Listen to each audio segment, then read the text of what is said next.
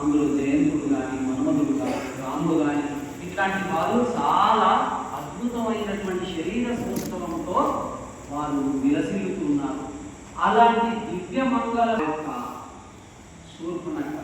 ఇక్కడ కూడా చూడండి, నఖ అంటే గోర్లని, శూర్పనఖ అంటే పదునైన గోర్లు గలదు. రాక్షసి కదా, ప్రతి పేరుకు తగినట్టుగా అర్థము భావము సరిపోయేలాగా పెట్టారండి. ప్రతిది కూడా అంత అద్భుతంగా ఉన్నటువంటిది అన్నమాట.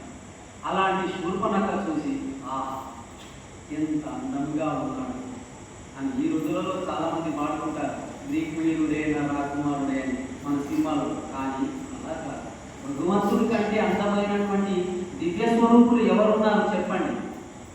అలాంటి దివ్య స్వరూపుడు, దివ్య మంగళ స్వరూపుడైన శ్రీరాముడిని చూసిన తర్వాత ఆజానుభావుడండి, 6 అడుగుల ఎత్తున్నటువంటి వాడు ఆజానుభావుడు. జాను అంటే భుజము, ఆజానుభావుడు అని అంటే మోకాలు, జాను అంటే మోకాలు వరకు ఉన్నటువంటి భుజములు అంటే చేతులు గలవాడు, చాలా చక్కగా శరీర సౌష్ఠవం గలవాడు. రాముని చూడగానే ఫస్ట్ సైట్ అని ఇంగ్లీష్లో అంటారు కదా, ఆ శూర్పనఖ కూడా రాముడు చాలా బాగున్నాడు, ఈయన ఎట్లయినా కానీ నేను వలలో వేసుకోవాలని చెప్పేసి అందమైన ఒక రూపవతిగా మారి అక్కడికి వచ్చిందన్నమాట. వచ్చి, ఏమండి మీరు చాలా అందంగా ఉన్నారు, మీ పక్కన ఉన్నటువంటి ఆమె ఉన్నది కదా, హేచి ఏం బాగలేదు నాకంటే నా అని ఒలకపోస్తూ వయ్యారంగా నడుస్తూ ఉండాలి. అప్పుడు రాముడు అంటాడు, నవ్వుకుంటాడు, అవునా రాముడి ఒకటే మాట, ఒకటే బాణ, ఒకటే ఏకపత్ని వ్రతుడు అనేటటువంటి మాట ఇక్కడ నుంచి తీసుకోవాలి. మన భారతీయులకి బాగా తెలుసు ఏకపత్ని వ్రతుడు కదా, అందుకే విదేశీయులు వాళ్ళకి ఇలాంటి శీలం మీద నమ్మకం ఉండదు, శీలాన్ని వాళ్ళు ఒక లెక్కగా తీసుకోరు, అది కామకోరికగానే భావించేటటువంటి కల్చర్ వాళ్ళది. మనము ఒకటే మాట, ఒకటే బాణం, ఒకటే పత్ని అనే సంకేతము సందేశం ఇచ్చేటటువంటి గ్రంథమే రామాయణం. అప్పుడు అంటాడు కదా, నువ్వు ఎంత సుందరవతి అయినా నాకు అవసరం లేదు, నాకు నచ్చిందే రంభ, నాకు నచ్చిందే నా సీత, నీవు కాదు కదా అంటాడు.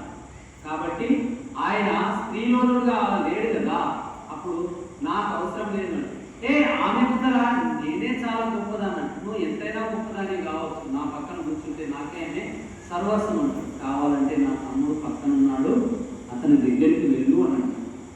అప్పుడు సరే, ఈయన శ్యామసుందరుడు కదా, అలాంటి వాడు పక్కన ఉండేటటువంటి తెల్లగా ప్రవల శరీర ఛాయ కలిగినటువంటి లక్ష్మణుని చూసి ఇతనైనా పర్వాలేదులే అని అనుకుంటుంది.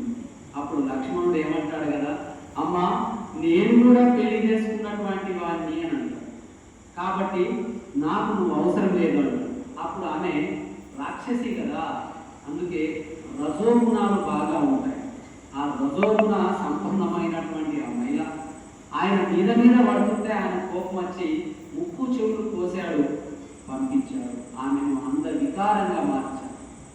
అలా మార్చినటువంటి సందర్భంలో తన సోదరుడైనటువంటి ఖరదూషణాదులకు వాళ్ళు కూడా ఆ పక్కనే ఒక ప్రదేశాన్ని పరిపాలిస్తున్నటువంటి వాళ్ళు ఖరదూషణులు అన్నయ్యకు చెప్పగానే, ఆహా ఎవడంతటి వాడు, సర్వలోకాలకు గడగడలాడించేటటువంటి నేను నా తమ్ముడు కలిసి అతనిలో లెక్కన ఆయన నన్ను చూస్తాంలే అని చెప్పేసి 14,000